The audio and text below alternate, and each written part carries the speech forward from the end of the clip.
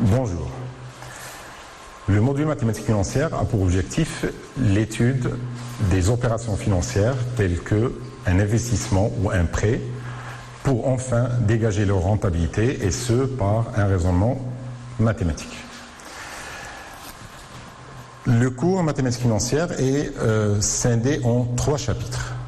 Le premier concerne la capitalisation et l'actualisation des valeurs. Il s'agit de savoir calculer la valeur dans le temps d'un capital ou la valeur actuelle dans le sens inverse du temps à l'aide des systèmes d'intérêt qui sont connus, que ce soit intérêt simple ou intérêt composé.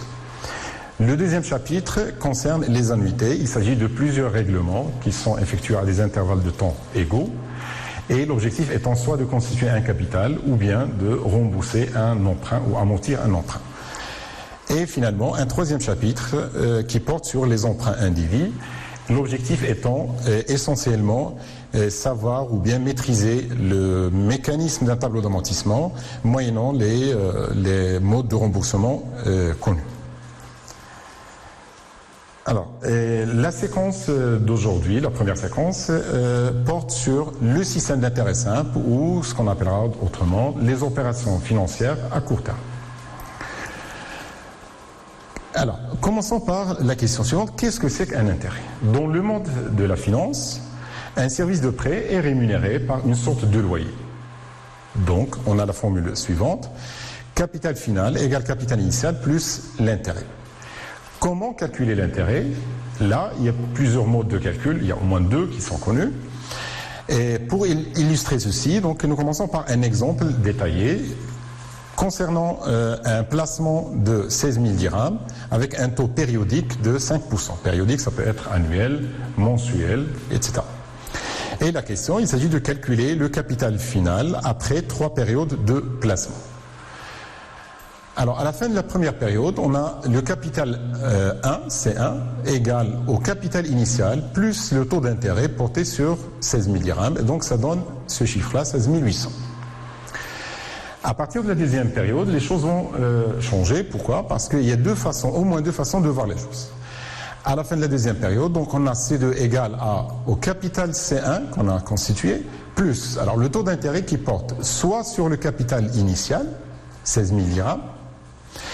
Une deuxième méthode, c'est quoi? C'est que l'intérêt porte sur le capital constitué au cours de la période précédente. Donc, le premier mode, l'intérêt porte sur le capital initial toujours. Et donc, l'intérêt est toujours le même. Donc, c'est ce qu'on appelle l'intérêt simple. Le deuxième mode, c'est que l'intérêt porte sur le capital constitué à la fin de la période précédente. Et donc, on calcule l'intérêt sur l'intérêt contenu dans ce capital-là. Donc, on parle de l'intérêt composé. Alors, si on continue jusqu'à la troisième période, on a le capital à la date 3. Donc, c'est le capital à la date 2, plus le taux d'intérêt sur toujours 16 000, le capital initial, c'est l'intérêt simple. Alors que pour l'intérêt composé, on a le capital C2 plus le taux d'intérêt sur le capital 2. Donc le résultat n'est pas exactement le même. Et donc on a 2 systèmes de calcul d'intérêt. Système d'intérêt simple et système d'intérêt composé. Ces premières séquences donc portent sur le système d'intérêt simple ou ce qu'on peut intituler aussi opérations financières à court terme. Alors commençons par une définition. Définition et formule fondamentale. Alors un capital est dit placé à intérêt simple lorsque l'intérêt produit est proportionnel à la durée de placement. Rappelons que tout à l'heure, le capital pendant la première période est le même que la deuxième période puisqu'il porte toujours sur le capital initial. Donc pour 3 périodes, ça va être 3 fois l'intérêt de la première année, etc. On dit qu'il est proportionnel. Quand est-ce qu'on l'utilise? En général pour les opérations à court terme, c'est-à-dire que la durée ne dépasse pas un an. Pour établir une formule générale, ou ce qu'on appelle la formule fondamentale de capitalisation à intérêt simple, on a besoin des notations suivantes. C0 c'est le capital initial, I c'est le taux d'intérêt annuel ici, N c'est la durée exprimée en années, et bien sûr Cn c'est le capital final ou la valeur acquise. Alors, on montre que la formule fondamentale s'écrit comme ça. Cn égale à C0, 1 plus I fois N. Le N, c'est la durée. N, ça peut être NJ, le nombre de jours divisé par 360, ou bien le nombre de mois divisé par 12, tout simplement parce qu'un an égale à 12 mois. Alors, prenons un capital, un exemple simple, un capital de 18 000 dirhams qui est placé le 6 mars 2020 à un taux d'intérêt de 7%. Quelle sera sa valeur acquise à la date du 27 septembre 2020?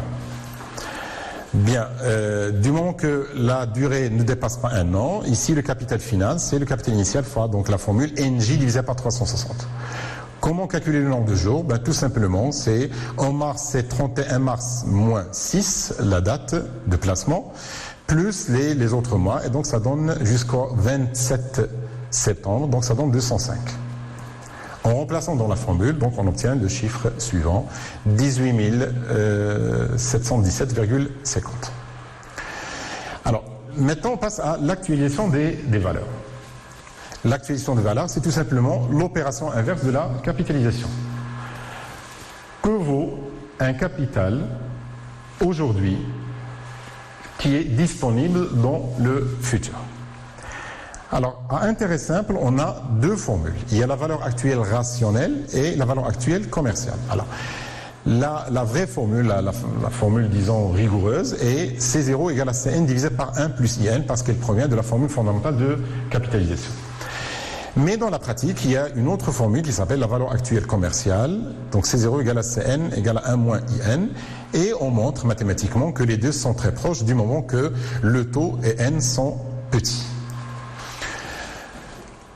Alors, un exemple qui est parmi les exemples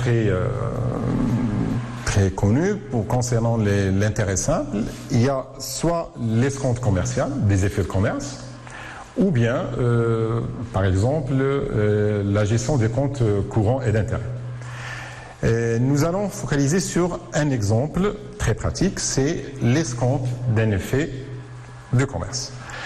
Alors, l'escompte commercial, donc, déjà, rappelons la définition d'un effet de commerce. Un effet de commerce, c'est quoi? C'est un moyen de paiement par lequel le débiteur s'engage à payer à son créancier une certaine somme d'argent, appelée le nominal, à une date bien déterminée future qui s'appelle l'échéance. Alors, contrairement à un chèque, par exemple, si le créancier a besoin de fonds, donc, il pourra céder les faits à la banque et en contrepartie recevra ce qu'on appelle la valeur escomptée. C'est quoi la valeur escomptée? C'est le nominal, d'accord, moins des ajouts. Alors, comment on définit l'ajout? L'ajout est défini par deux quantités, deux termes. Le premier, ça concerne un intérêt simple, ce qu'on appelle l'escompte commercial. Donc, il porte sur le nominal, le taux d'intérêt. Rappelez-vous donc la formule qu'on a déjà vue au système d'intérêt simple. Le deuxième, c'est les différentes commissions. Il y a toujours des commissions pour ce genre d'opération, alors telles que commission de courrier, nombre de jours, de banque, etc., etc. Alors, autrement dit, l'agio, c'est quoi? C'est l'escompte, un intérêt, plus les différentes commissions. Et donc, la valeur escomptée, c'est quoi? C'est le nominal moins l'agio. Un exemple simple, un fournisseur qui vend à un client une marchandise, bien sûr, le paiement doit être garanti par quoi? Par un effet de commerce qui est de nominal 21 000 dirhams et échéant le 12 septembre 2020. Si maintenant, à la date du 6 mars 2020, le fournisseur a besoin de fonds et donc il remet à l'escompte cet effet selon les conditions suivantes. Donc c'est un exemple de pratique. Le taux d'escompte c'est 9% hors taxe par an. Les commissions c'est 10 dirhams hors taxe toujours. Nombre de jours de banque 2 jours. Et le taux de la TVA, c'est connu au Maroc actuellement, c'est 10% pour ce genre d'opération. Alors on veut calculer la valeur nette escomptée par le fournisseur. La réponse est la suivante. Donc on va calculer bien sûr l'ajout hors taxe, passer à l'ajout TTC et faire la différence avec le nominal pour trouver finalement la valeur nette escomptée. Donc nette, ça renvoie à toute taxe comprise. Donc le nombre de jours, un calcul simple, donc c'est 190. L'ajout, donc c'est calculé, ça c'est l'escompte, si vous vous rappelez très bien. Et puis ça, c'est la première commission, c'est 10, et la deuxième, c'est l'équivalent d'un intérêt pour 2 jours, qu'on peut rassembler dans une seule formule. Le 2 jours là, il est dans la formule ici, plus la commission fixe de 10, donc ça fait 1018 dirhams. Le taux de la DFA étant de 10%, donc il suffit de calculer, donc c'est l'agio plus 10% fois l'agio, donc ça donne cette valeur-là. Et donc la valeur escomptée, c'est 19 880,20. Donc, au lieu d'attendre jusqu'à la date d'échéance pour encaisser exactement 21 000, donc à la date du 6 mars, le fournisseur peut encaisser 19 880. Une petite remarque qui nous sera utile pour le paragraphe suivant, c'est quoi? Lorsque, en l'absence des commissions, la valeur escomptée n'est autre que la valeur actuelle commerciale. En effet, la valeur escomptée, donc, c'est égal, lorsqu'on néglige la somme des commissions égale à 0, ça donne cette valeur-là, et donc c'est la valeur actuelle commerciale.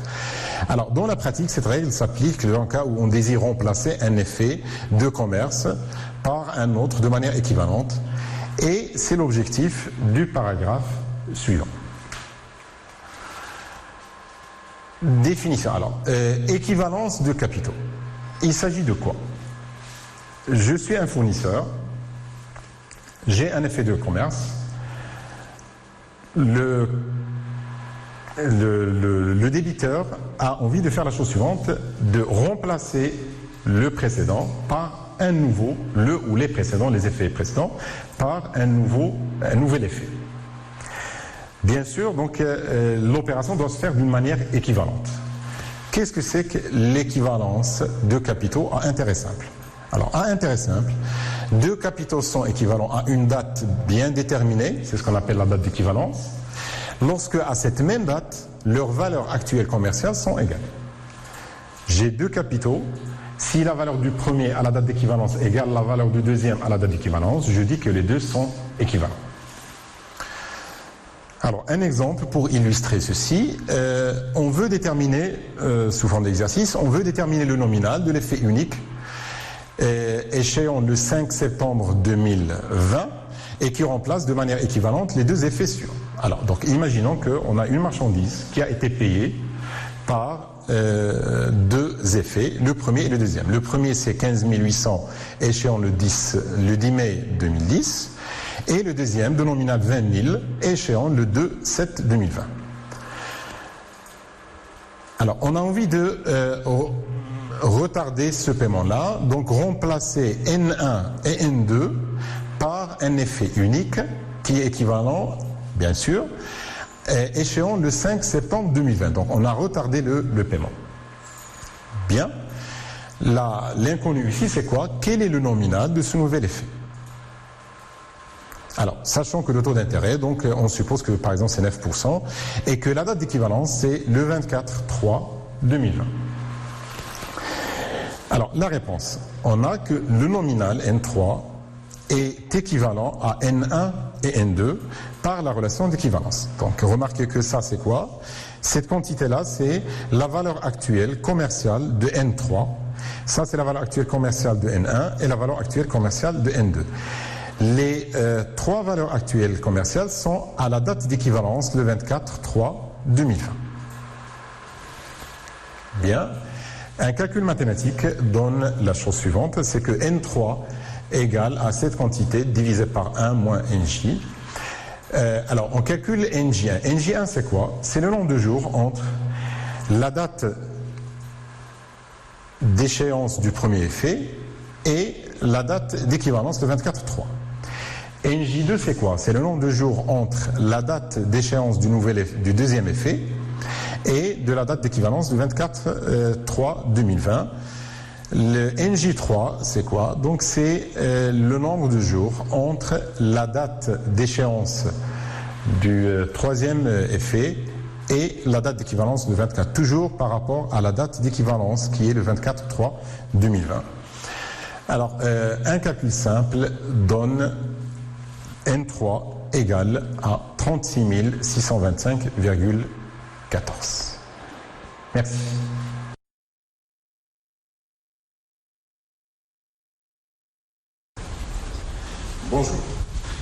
dans cette deuxième séquence, nous poursuivons le chapitre 1, à savoir capitalisation et actualisation des valeurs. Après avoir détaillé le premier mode de calcul des intérêts, à savoir l'intérêt simple, et nous avons vu que ça s'applique généralement à des opérations financières à court terme, dont la durée ne dépasse pas un an. Maintenant, on s'intéresse aux opérations financières à long terme, et donc le système utilisé, en général, c'est le système d'intérêt composé. Avant de voir la définition, rappelons une chose qu'on a vue la dernière fois dans un exemple détaillé. Lorsque je veux calculer, je place un capital C0 et je veux calculer le capital à la date K. Donc c'est le capital qui est produit à la fin de la période précédente, plus le taux d'intérêt. Et là, c'était la différence entre intérêt simple et intérêt composé. Rappelons qu'un intérêt simple, ça c'est toujours le capital initial. Et donc l'intérêt est constant pour chaque période. Ici, le taux d'intérêt, ou l'intérêt porte sur le capital CK-1 produit dans la période précédente. Donc mathématiquement, ça donne, on factorise, donc c'est CK-1, facteur de 1 plus I. Bien. Donc maintenant, on peut énoncer la définition. On dit qu'un capital est placé à intérêt composé lorsque, à l'issue de chaque période de capitalisation, les intérêts s'ajoutent au capital pour produire eux-mêmes des intérêts pour la période suivante. Et donc, ce principe-là, on l'appelle le principe de capitalisation des intérêts.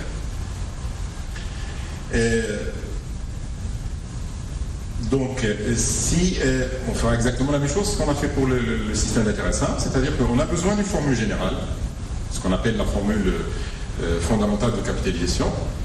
Et pour établir cette formule-là, donc on pose les notations suivantes, donc c'est toujours la même chose, sauf que là, le taux d'intérêt par période de capitalisation des intérêts.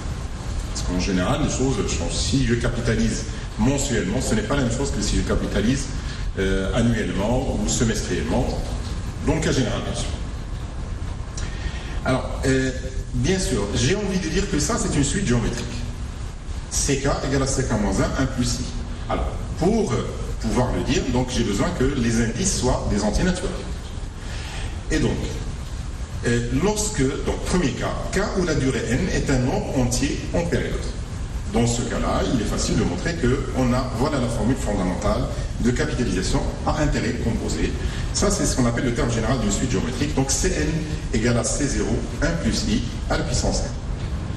Bien entendu, le taux d'intérêt et la durée doivent correspondre ou bien homogènes avec la période de capitalisation des intérêts. Prenons un exemple détaillé avec une petite variation. On place un capital, une somme de 27 500 dirhams pendant 60 mois au taux d'intérêt annuel de 4,5%. Alors on suppose que les intérêts sont capitalisés annuellement.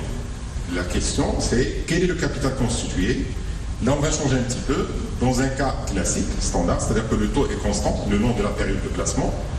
Le deuxième cas, on va supposer que le taux va changer, donc il n'est plus constant jusqu'à la fin, mais après 3 ans, le capital, le taux d'intérêt va augmenter d'un point, donc il va devenir 5,5%.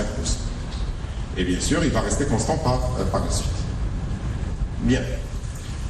Alors, insistons sur une chose qui sera vraiment fondamentale pour la suite de traitement de n'importe quel exercice de mathématiques financières de ce genre. Quand on dit les intérêts sont capitalisés annuellement, cette phrase-là, elle contient 2 informations. La première, les intérêts sont capitalisés, donc système d'intérêt composé, et annuellement, c'est-à-dire que le taux d'intérêt et la durée doivent être exprimés en années. Donc, intérêt composé, intérêt capitalisé, c'est l'intérêt composé. Annuellement, le taux I et la durée doivent être en années. Alors, lorsque le taux est constant jusqu'à la fin, donc la formule classique, c'est 0, 1 plus I à la puissance n, n égale à 5, I égale annuel, tout est annuel, les intérêts sont capitalisés annuellement, donc on obtient après calcul ce chiffre. Maintenant, le deuxième cas, lorsque le taux varie. À partir jusqu'à la 3e année, la fin de la 3e année, le taux est le même, c'est 4,5, et après ça devient 5,5. Donc, on va calculer jusqu'à C3, C0, 1 plus I à la puissance 1 plus i à la puissance 3. Et puis ce C3-là, ça devient un capital initial pour la période qui reste, c'est-à-dire de 2 ans. Et donc, CF égale à C3 1 plus I à la puissance 2. N'oubliez pas que I entre 3 et la date finale 5. Donc, le taux d'intérêt, c'est 5,5%. Quand je remplace C3 par sa valeur, ici, on obtient cette formule-là. Donc, CF égale à C0, 1 plus I à la puissance 3, le premier I, plus 1 plus le deuxième taux à la puissance 2. Le deuxième taux pendant 2 ans, le premier taux pendant 3 ans. Et donc ça nous donne bien sûr ce chiffre. On revient maintenant lorsque n n'est pas une valeur entière, donc je ne peux pas utiliser le principe des suites géométriques. Alors comment les choses se passent? Prenons un exemple détaillé pour bien comprendre la situation. Un capital de 18 000 dirhams est placé au taux annuel de 6% pendant 41 mois.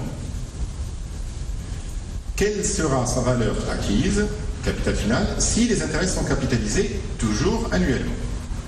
Qu'est-ce qui change ici? La durée doit être en année, la même chose. Les intérêts sont capitalisés annuellement, les intérêts capitalisés, donc c'est système d'intérêt composé. Annuellement, le taux d'intérêt et la durée doivent être nécessairement en année. Alors, le taux d'intérêt, il est annuel, ça ne pose pas de problème. Mais la durée n, ce n'est pas un entier naturel. Pourquoi? Parce que la règle 3, donc si vous voulez ici, donc 41 mois, donc ça fait exactement 3 ans et 5 mois. Et donc là, ce n'est pas un entier naturel. Vous voyez très bien que ce n'est pas un entier naturel. Alors, là, sans rentrer dans les détails pour comment on démontre ceci, donc on peut commencer par capitaliser ces zéros pendant les 3 premières années. Donc, au maximum, on utilise la formule fondamentale. Bien sûr, le problème qui se pose, c'est pourquoi? C'est pour cette fraction d'année. Très bien. Alors, là, on peut envisager deux façons de raisonner. La première solution, ce qu'on appelle la solution rationnelle, quelque chose de rigoureuse, quelque chose de très, je dirais pratique, très logique plutôt. Hein. Alors, le capital final, c'est quoi? Donc, on a déjà calculé C3. Pendant la fraction, on sait très bien que lorsqu'on a une petite période, souvent on utilise intérêt simple. C'est ce qu'on va faire maintenant. Donc, jusqu'à la date 3, on utilise le système d'intérêt composé. Mais pour la fraction qui reste, on utilise, rappelez-vous que ça c'est la formule d'intérêt simple. Et donc, je remplace C3 par sa valeur, j'obtiens ceci, égal à C0 fois 1 plus I à la puissance 3, donc au maximum, d'accord? Et pour la fraction d'année qui reste, 5 sur 12, j'utilise le système d'intérêt simple. Et voilà le résultat qu'on trouve. Alors, la deuxième solution, ce qu'on appelle solution commerciale, dans le sens solution pratique. Qu'est-ce qu'on fait? Ben, on dit que, il y a un raisonnement, donc je ne vais pas rentrer dans les détails.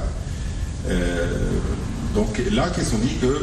On applique la même formule, et ici, donc j'utilise la fraction 5 sur 12, même si n n'est pas un entier naturel, je peux l'utiliser dans la formule. En fait, ça c'est lié à l'idée de taux équivalent qu'on n'a pas encore vu ici, donc qu'on traitera par la suite. Voilà, donc bien sûr on n'obtient pas exactement, on n'obtient pas le même résultat, rappelez-vous, d'accord? Mais ce sont des résultats qui ne sont pas, les valeurs ne sont pas très lointaines. Maintenant, on passe à un autre paragraphe, ce qu'on appelle le taux proportionnel et le taux équivalent. Et expliquons la position du problème. Hein. Alors, je vais reprendre le même problème tout à l'heure, c'est-à-dire que j'ai un capital, le même capital, la durée c'est toujours 41, sauf que là, l'information qui change, c'est quoi? On suppose que les intérêts sont capitalisés maintenant mensuellement. Intérêt capitalisé, donc intérêt proposé. Mensuellement, le taux et la durée doivent être en mois. Alors, regardez que maintenant, on n'a plus de problème de n. n, 41 mois, donc c'est un entier naturel, donc ça ne pose pas de problème. n égale 41. Mais on a un problème, c'est que le taux est annuel et je veux rendre mensuel. Bien entendu, une idée intuitive qui vient en tête, c'est quoi? C'est que je dis que j'utilise la règle de 3. Et donc, puisque un an égale à 12 mois, donc je vais diviser par 12. En fait, ça c'est une manière de voir, mais il y a une autre façon de voir les choses. Donc le premier, c'est quoi? C'est ce qu'on appelle exactement le taux mensuel proportionnel. Ça, c'est connu comme le terme mathématique, proportionnel au taux, c'est-à-dire la règle de 3, si vous voulez, donc I divisé par 12. Et donc c'est 0,005. Et je prends la formule, je remplace I, N c'est toujours 41, et ça me donne cette formule. La deuxième façon de raisonner, c'est quoi? C'est que je dis qu'à la fin, peu importe les détails, est-ce que c'est mensuellement, ou semestriellement, ou bien trimestriellement, à la fin de l'année, hein, d'accord, je veux avoir le même capital. Et donc, vous voyez très bien que là, ça justifie ce mot-là, équivalent. Peu importe le moyen, mais on a le même objectif à la fin, donc c'est équivalent. Alors, un calcul, un raisonnement donc, dans ce sens-là, nous donne cette formule-là. C'est que normalement, c'est 1 plus I12 à la puissance 12 égale à 1 plus I. Après simplification, donc I indice 12, donc c'est un indice maintenant, égale la racine 12e de 1 plus I moins 1. Donc, ça, alors, regardez que ça, c'est plus petit que tout à l'heure, que le taux proportionnel. Alors, donc, par conséquent, le capital final égale à 18 000 fois 1 plus le taux équivalent à la puissance toujours 41, ça ne change pas, et donc on a cette valeur. Alors, d'une manière générale, parce que là, on a vu le cas mensuel, si je prends une année et je la divise en cas périodes égales, donc on verra quelques exemples pratiques pour cas. Mensuellement, K égale à 12. Donc le taux périodique proportionnel, c'est quoi? C'est I divisé par K. Et le taux périodique équivalent, c'est IK égale à la racine Km de 1 plus I moins 1. Quelques cas pratiques qu'on a résumés dans ce tableau-là. Lorsque j'ai besoin d'un taux mensuel alors que j'ai un taux qui est annuel, d'accord? Donc K égale à 12 parce qu'un an égale à 12 mois, I sur 12 est la racine 12e de 1 plus I moins 1 pour le taux équivalent. Lorsque on a besoin d'un taux qui est trimestriel, un an égale à 4 trimestres, et donc I divisé par 4 et racine K égale à 4. Alors pour un taux semestriel, il faut faire attention, c'est pas 6, c'est 2. Parce que toujours, l'idée c'est quoi? Un an égale à combien de périodes? Un an égale à 2 semestres, donc K égale à 2. Ici, donc I, je divise par 2, et c'est la racine classique, c'est la racine carrée de 1 plus I moins 1. Nous pouvons énoncer, et ça se démontre d'ailleurs, c'est que dans ce cas-là, avec ces conditions-là, donc le taux proportionnel, il est supérieur au taux équivalent. Et donc, ça produit plus d'intérêt, et donc la valeur acquise avec un taux proportionnel, ça va être supérieur strictement par rapport à une capitalisation à un taux équivalent. À l'instar de ce qu'on a fait à intérêt simple, là aussi, on s'intéresse à l'actualisation des valeurs. Le principe est toujours le même, sauf là, bien sûr que la formule va changer. Alors, l'actualisation, c'est toujours l'opération inverse de la capitalisation. Et donc, à partir de la formule fondamentale de capitalisation à intérêt composé, j'obtiens ceci, C0 égale à Cn fois 1 plus I à la puissance moins n. Donc, en fait, c'est divisé par, donc ça devient une puissance négative à la puissance moins n. Je signale une chose, c'est qu'on a une seule valeur actuelle ici. On n'a pas valeur actuelle commerciale et rationnelle comme à intérêt simple, parce que les deux sont confondus. Un exemple simple, donc c'est une application directe, et donc je peux passer donc, sans aucun problème. Maintenant, donc, je termine cette partie-là par le chapitre qui concerne l'équivalence de capitaux à intérêt composé et échéance moyenne. On peut envisager toujours des effets de commerce, mais à des durées qui sont lointaines, donc 2 ans, 3 ans, 4 ans, etc. D'accord ? Le même principe qu'on a fait à intéressant, c'est quoi? C'est qu'on suppose ici que je me suis procuré une marchandise, j'ai garanti le paiement par des effets de commerce avec des durées qui sont lointaines. Alors, sans aller à imaginer que je vais escompter ces effets-là, d'accord, je peux penser à quoi? À remplacer, c'est-à-dire retirer les effets de commerce là, et les remplacer par un, soit retarder un peu le paiement, D'une manière unique, par exemple. Au lieu de 2 effets, un seul effet, ou bien 1, je le remplace par 1, 3, je le remplace par 1, donc etc. On peut envisager plusieurs cas. Prenons un cas relativement, un modèle typique, si vous voulez. C'est quoi? Et on va essayer de le faire sur un exemple. D'accord? Avant ça, donc, énonçons déjà la définition. 2 capitaux sont équivalents à intérêt composé à une date antérieure donnée si à cette même date, leurs valeurs actuelles sont égales. Donc, les valeurs actuelles sont égales à cette date-là. Remarquez que là, on a dit à une date antérieure donnée. En fait, ici, c'est une définition, mais en même temps, il y a un résultat. Un résultat, c'est quoi? C'est qu'on montre que, contrairement au cas de l'intérêt simple, on montre qu'à intérêt composé, si 2 capitaux sont équivalents à une date, il reste équivalent à n'importe quelle autre date.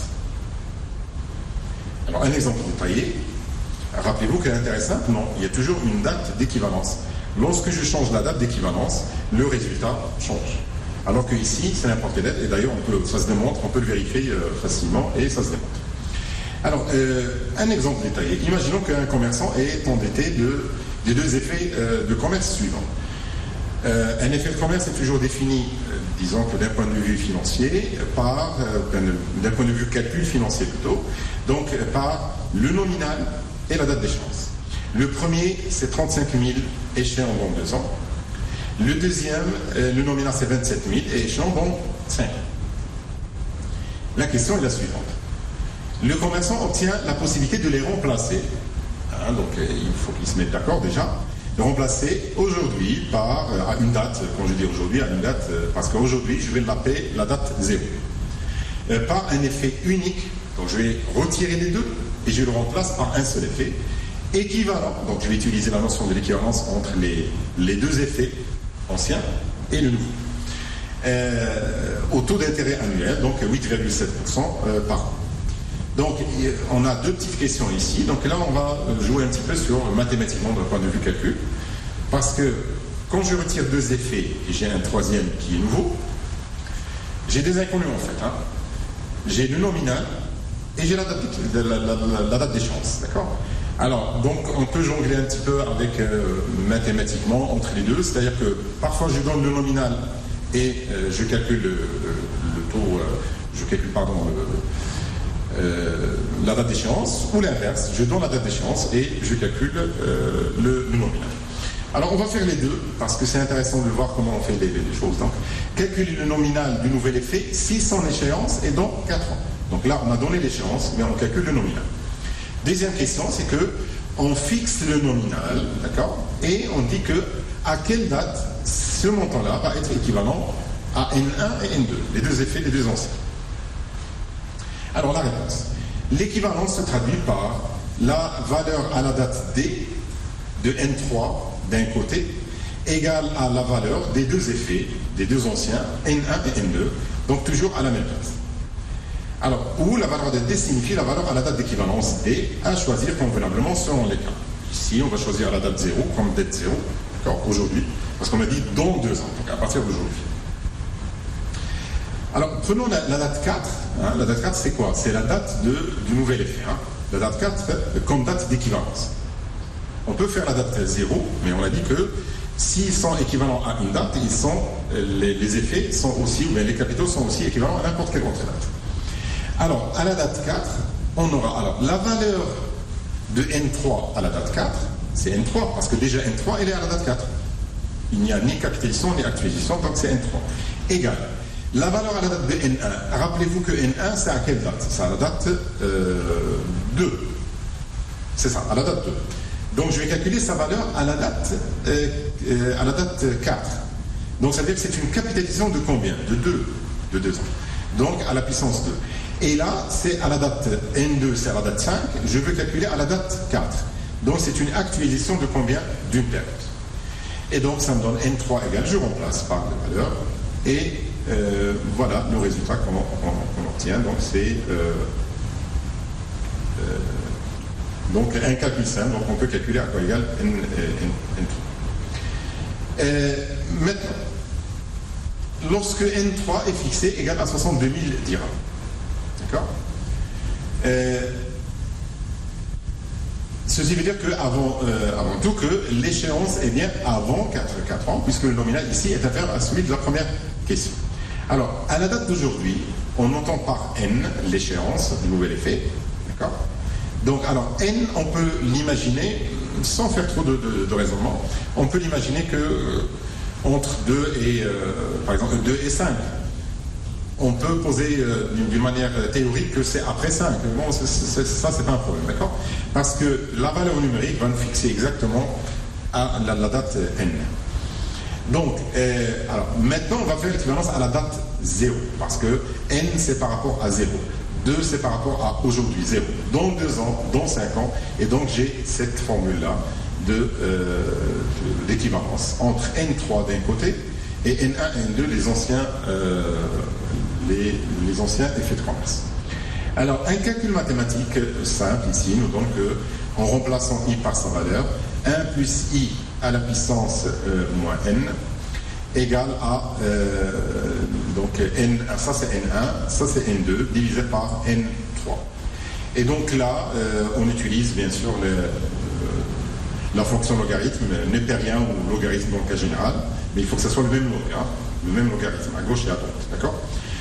Pourquoi ? Parce que la fonction logarithme, c'est la fonction qui fait descendre les puissances. Et donc finalement, on a moins n ln de 1,087 égale à ln de ce chiffre. Mathématiquement, ça me permet de calculer exactement à quoi égale n, et ça me donne 3 ans de 3,21, etc. Donc je sais que maintenant c'est entre 2 et 5. Là, je peux prévoir entre 2 et 5, et on verra par la suite pourquoi on pouvait prévoir que c'est entre 2 et 5, ce n'est pas après, ni avant, bien entendu. Alors donc l'échéance du nouvel effet, c'est exactement 3 ans, parce que là on le convertit. 3 ans, il reste 0,2, je multiplie par 12, j'obtiens ces 2 virgules, donc c'est 2 mois. Le reste, la virgule, je la multiplie par 30, parce que je passe de mois à jour, je multiplie par 30, donc j'obtiens 3 ans, 2 mois et 18 jours. Alors, c'est un cas qui est très spécial ici, donc je ne l'ai pas signalé tout à l'heure. Pourquoi ? Parce que le N3, c'est quoi le N3 ? C'est 62 000, et en fait, c'est exactement la somme. 35 000 plus 27 000, ça donne exactement 62 000. Alors, ce cas-là, très spécial, c'est ce qu'on appelle l'échéance moyenne. Qu'est-ce que ça veut dire l'échéance moyenne ? L'échéance moyenne, c'est déjà avant tout, c'est une échéance. De quoi ?